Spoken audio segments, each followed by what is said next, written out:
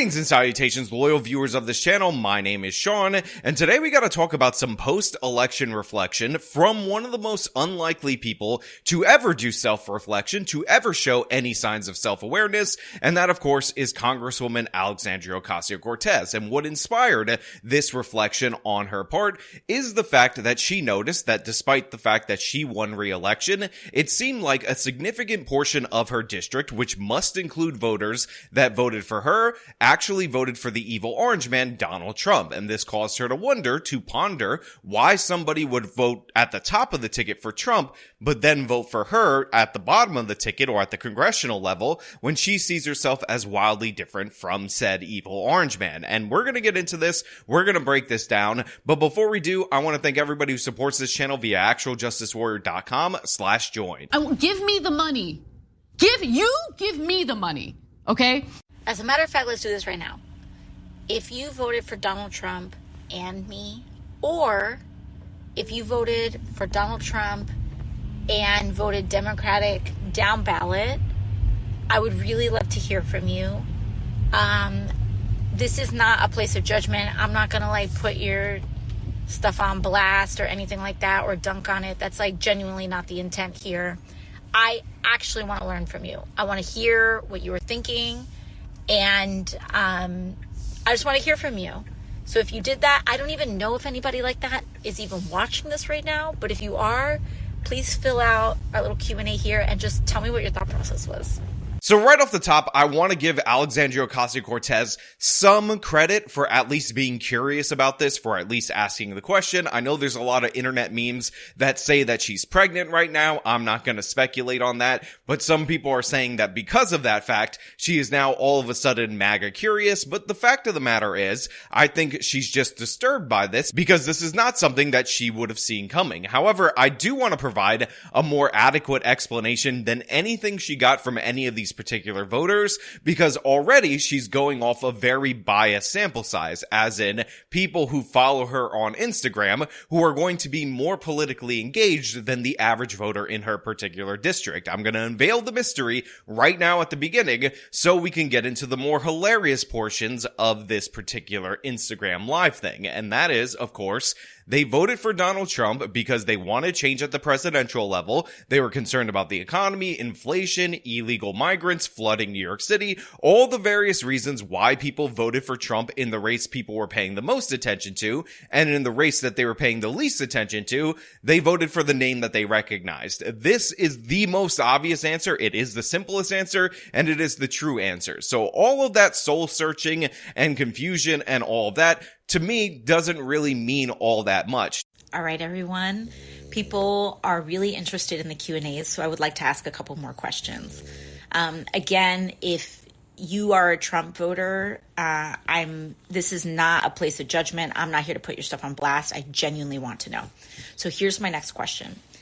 If you are a Trump voter, or if you were a Trump Dem split voter, I would like to know where you get your news from, how you got your information about the election. If it was social media, what social media platforms did you see political content on the most?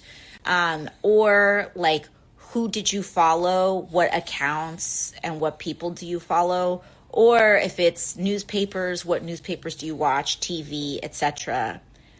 Would love to know if you could indulge me. Thank you. Now, there were people who were saying, and again, these are of the biased sample, the people who are more politically engaged, the people who are more likely to respond to an Ocasio-Cortez post, that they voted for Trump because he's anti-establishment and they feel like Ocasio-Cortez is also anti-establishment. So there's some reputational things right there, but to make things 100% clear, the number one issues that they had at the top of the ticket took precedent, and most people voted for their normal party or what they recognized, a name that they recognized, recognized, and that was Alexandria Ocasio-Cortez. Who even was her opponent, and did they have any pull in that particular district?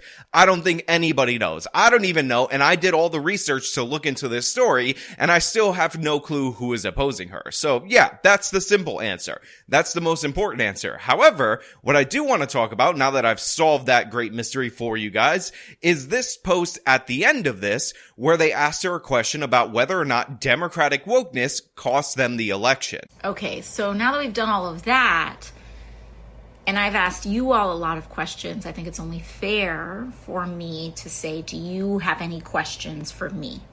And I will continue to post some of the answers to some of the Q&As that you all posted. But I also wanted to create an opportunity now that we've shared a lot. Is there something that I can share with you that you're curious or interested about? So the question asked by a member of her audience to Ocasio-Cortez is whether or not they believe that wokeness and all these different things that Democrats do to annoy people is what drove people out to support Trump. And the example that they specifically give is Latin X. Personally, I don't. I think that a lot of voters really don't like fake people, and they're sick and tired of fake politicians.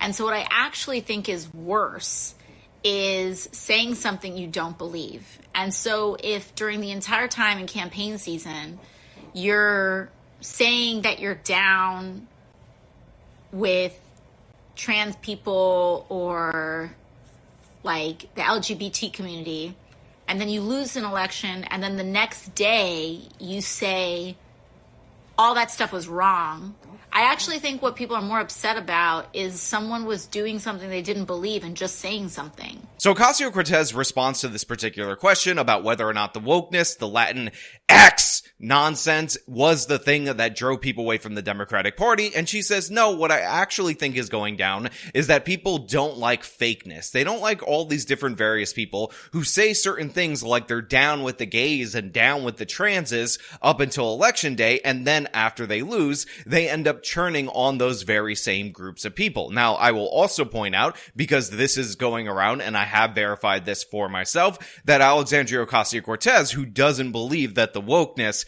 is what cost her this election, recently removed the she, her pronouns from her bio. So she hates the fact that people get all up in the LGBT XXIIP community's business and say that they support them and they love them and all of that, and they virtue signal for them, but then after election day, they then change it up when Ocasio-Cortez appears to have done that very same thing. And by the way, yes, this is definitely a major issue. This is something that annoys people. It doesn't outrank the economy or anything like that. But the fact of the matter is, when you're distracted with this complete and utter nonsense, when you don't even present yourself as a party that has common sense, that has downstream effects on other issues. A lot of people say the culture war is how the elites distract us from the economic issues. This is a favorite talking point on the left. All these dorks that say Bernie would have won are bringing this up constantly, but the fact of the matter is, the issues of your everyday lives, the fact that people are trying to police you, change up the culture, does have a major impact. The reason people focus on this stuff is because it works. You can talk about GDP, inflation numbers, the price of milk all you want, but if people like Ocasio-Cortez are trying to tell you that your 5-year-old in kindergarten can choose their own sex and then enforce that into law, that is going to turn off a lot of parents. I mean, there's a reason why single, unmarried women ended up voting overwhelmingly for the Democratic Party, because these are the people that are largely in favor of these policies because they don't have any skin in the game. When married women, women with children, were more likely to vote Republican because they don't want their kids being transited by Alexandria Ocasio-Cortez. And the same thing has to do with the language policing, which, by the way, Ocasio-Cortez is going to get into, but then I'm going to show you something that is going to give you the bit of a hint that maybe she's a bit disingenuous in this regard. Like, if you actually weren't about that life, why did you campaign as though you were? That, I think, is the actual actual core issue of the problem. Now, she says the major issue is the fact that these people weren't actually about that life. They weren't actually about the transes or the gays, but they campaign like that, and that's what she thinks really bothers them. Now, I will point out that this is obviously not the case, because you're talking about losing an election because people after the election ended up throwing issues that they promoted during the election season under the bus, which is ridiculous and absurd. Obviously, you have a kind of bad loop right there, or bad chain of events, bad causality, but that's what we need to expect. But the crucial thing that she says comes next. Now, I will say, as I've said yesterday in my stories, that I do think that there are some things that the left and that an activist left can do to ensure that they remain committed and disciplined, that we remain committed and disciplined to growing a mass movement. And there are pockets of the left that are sometimes the most amplified online that are built on a policing structure and culture. And those elements can drive people away, put them off, etc. I think we saw a lot of that this year. How much is genuine and how much isn't genuine, I think is a legitimate question. But, that's different than fighting for people. Ocasio-Cortez says, look, we hate the fake people that say they're down with the gays and down with the transes up until election day, up until that goes south for them, that automatically end up turning their back on those very same people. But then she goes to say, listen, there are elements of the activist left that just want to police you. They want to police your language, and that is the people that are churning people away from the Democratic Party. And she thinks that there's a difference between policing people's language and actually fighting for those groups of people. Now, I just want to point out for everyone out there in the audience that the example specifically given to Alexandria Ocasio-Cortez was the Latin X example. And Ocasio-Cortez is saying, look, these people that just try to police your language, that end up churning everybody off, doing things like this, they actually hurt the party. And what I find absolutely hilarious about this is that Ocasio-Cortez is that very same person. Right now, what you're witnessing is her trying to pull a Homer Simpson and walking back into the bush and pretend that nobody's looking, because not only has Alexandria Ocasio-Cortez done this very same thing on a bunch of different language issues, tone police and all that, but she's specifically done this based on the Latin X thing. And in fact, she's gone even further than that, advocating for more ridiculous terms and ridiculous ways to destroy the Spanish language. And if you don't believe me, all we have to do is turn to her very same Instagram for proof of this. I wanted to have a note on gender inclusivity in Spanish language. People sometimes like to make a lot of drama over the term Latinx, but even before Latinx, people were trying to do this, like, use an at to have the A and the O together. Gender is fluid, language is fluid, and I think people right now are using the E term as gender neutral in order to be as inclusive as possible. Don't have to make drama over it. So let me just make something 100% clear for everybody out there in the audience, those of you in the back, and honestly, everybody in the entire world. Nobody, and I mean absolutely no one who is a normal person, who is not a woke activist, who is not a psychopath, is using Latin at, they're not using the X thing, and they're not using the E at the end. This is something that Ocasio-Cortez and her Democratic Socialist buddies have cooked up together, and they're talking about this because they live in a woke bubble that is separating from all rational, normal people. You think people coming over the border are deciding whether or not they want to do Latin at, or Latin E, or Latin X? No, absolutely not. Those people are from the actual places where they speak Spanish, and they understand how the Spanish language works. This is a woke leftist gender ideology run amok that thinks that the Spanish language is dirty, filthy, and disgusting because it's a gendered language, and they are trying to impose that correction